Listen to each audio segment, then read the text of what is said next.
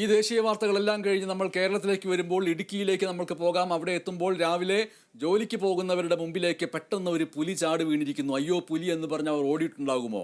നോക്കാം. ഇടുക്കി മൂന്നാർ കടലാർ എസ്റ്റേറ്റിൽ പുലിക്ക് മുമ്പിൽ പെട്ടിരിക്കുന്നു തൊഴിലാളികൾ. രാവിലെയായിരുന്നു സംഭവം. അവർ ജോലിക്ക് പോവുകയായിരുന്നു. നേരത്തെ തന്നെ ഈ പ്രദേശത്ത് വളർത്തുമൃഗങ്ങൾക്ക് നേരെ പുലിയുടെ ആക്രമണം ഉണ്ടായിരുന്നു. ബിനീഷ് ആന്റണി തയ്യാറാക്കിയ ആ റിപ്പോർട്ട് കാണാം. തോട്ടമേഖലയിൽ ഒരു വലിയൊരു പ്രശ്നം തന്നെയാണ് ഈ പുലിയുടെയും കടുവയുടെയെല്ലാം തന്നെ ഒരു ശല്യമുണ്ടായിരുന്നത്. ഇപ്പോൾ ഞാൻ നിൽക്കുന്ന കടലാർ എസ്റ്റേറ്റാണ്. ഇവിടെ ഏകദേശം 15-ലധികം കന്നുകാലികളാണ് ഈ തൊഴിലാളികൾക്ക് നഷ്ടമായത്. ഇന്നിപ്പോൾ തൊഴിലാളികൾ പണിയെടുക്കുമ്പോൾ തന്നെ ഈ തോട്ടമേഖലയിൽ ഇറങ്ങുന്ന ഒരു സ്ഥിതിവിശേഷമുണ്ടായി. തൊഴിലാളികൾ ഭയന്ന് പലരും ചിന്നിച്ചിതറി ഓടുന്ന ഒരു അവസ്ഥയിലേക്ക് എത്തിയിരുന്നു. 9:30 நாங்க கரெக்டா பார்த்தோம் புலிய கண்ணார பார்த்தோம். இது பார்த்ததுன்னா நிறையில படுத்திருந்திருக்கு.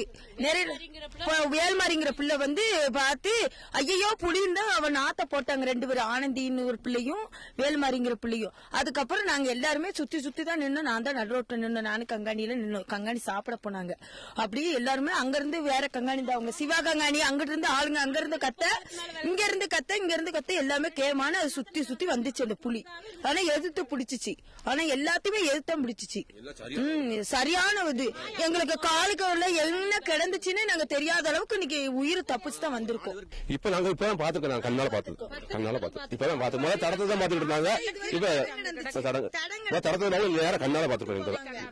கண்ணால பார்த்து நேர் செலவே நாங்க 19ஆம் தேதி புலி அடிச்சிருக்கு. 22ஆம் தேதி இந்த மாடு இறந்து போயிருச்சு. எந்த ஒரு இதுமே கிடையாது. இதே புலிதான்.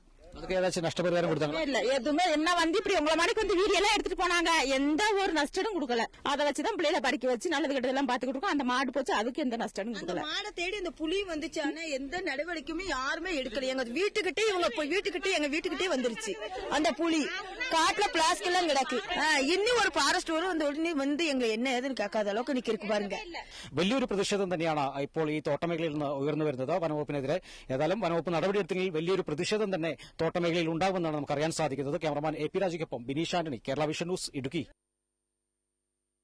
പച്ചപ്പണിഞ്ഞ മലനിരകൾ, കാണാൻ ഭംഗിയുള്ള ദൃശ്യങ്ങൾ, വിവിധ നിറത്തിലുള്ള ബ്ലൗസും മറ്റും ധരിച്ച അവിടുത്തെ തേയില തൊഴിലാളികൾ കാണാൻ ഏറ്റവും ദൃശ്യഭംഗിയുള്ള ഒന്നാണെങ്കിൽ പോലും ഏത് നിമിഷവും പുലി ചാടി വീണേക്കാവുന്ന വലിയ പേടിയിലാണ് അവിടുത്തെ ജീവനക്കാർ, തൊഴിലാളികൾ. ഇത് റിപ്പോർട്ട് ചെയ്ത ബിനീഷ് ആന്റണിയും അത്തരത്തിൽ പേടിയിലൂടെയാണ് മുന്നോട്ട് പോയിക്കൊണ്ടിരിക്കുന്നത്.